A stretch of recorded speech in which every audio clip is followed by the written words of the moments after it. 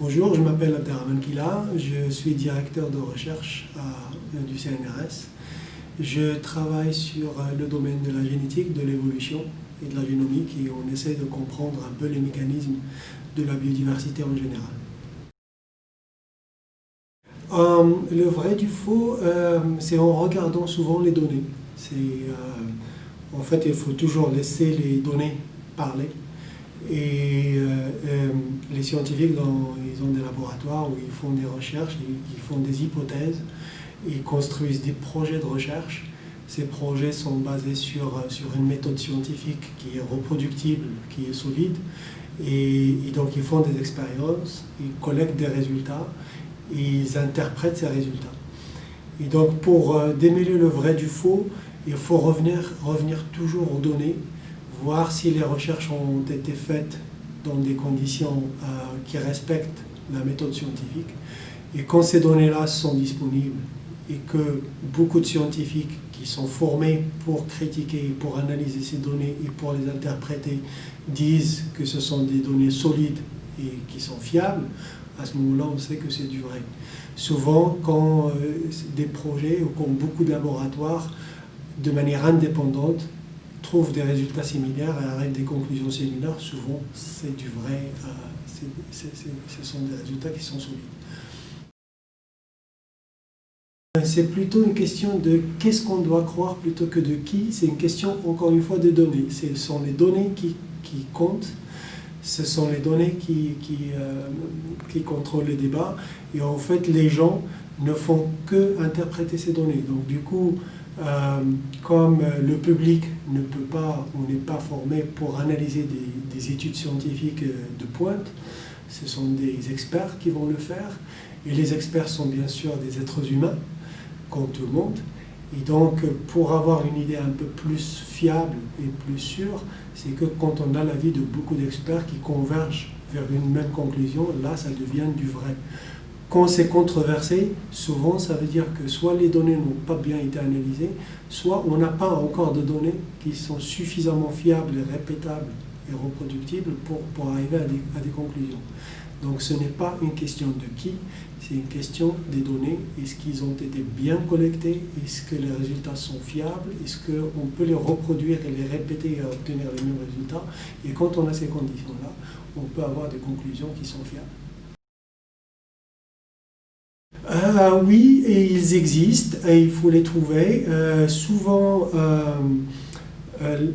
les recherches et les études qui se passent dans les laboratoires, et ça prend beaucoup de temps, c'est extrêmement c'est difficile et des fois ça prend beaucoup de temps et de ressources et d'argent et de personnel formé pour arriver à des résultats fiables.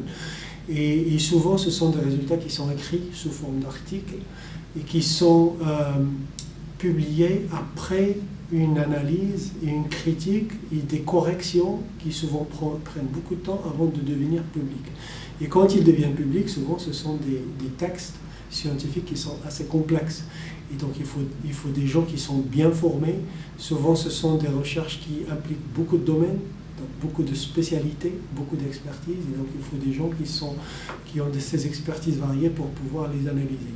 Quand on les analyse et quand on a des conclusions qui sont fiables, à ce moment-là, ça peut passer dans le domaine public où ça peut être véhiculé par les journalistes, etc. Et donc, il y a des sources fiables.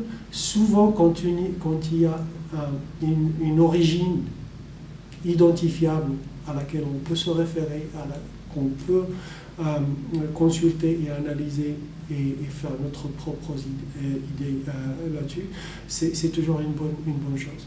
Donc il faut toujours avoir des références qui sont publiques, qui sont consultables et qui sont aussi discutables et que beaucoup de gens peuvent analyser. Et là, quand on arrive à des conclusions qui convergent, à ce moment-là, c'est fiable. Le travail du scientifique, au départ, il vient pour minimiser ou pour contrer l'intox en général en mettant sur la scène publique des conclusions qui émanent d'un travail scientifique rigoureux. Après, au-delà de ça, les scientifiques, souvent, ils ont tendance à vouloir communiquer avec la société en général. C'est pas toujours simple, parce qu'un travail d'un scientifique, c'est quelque chose d'extrêmement pointu et on est souvent très poussé dans son domaine d'expertise. Et donc, la société en général a des questions un peu plus larges. Et on a souvent tendance à vouloir des réponses rapides et précises, alors que la science ne fonctionne pas comme ça. La science est un processus qui est long et qui est plein d'incertitudes, et un scientifique ne peut pas être certain à 100% d'une conclusion.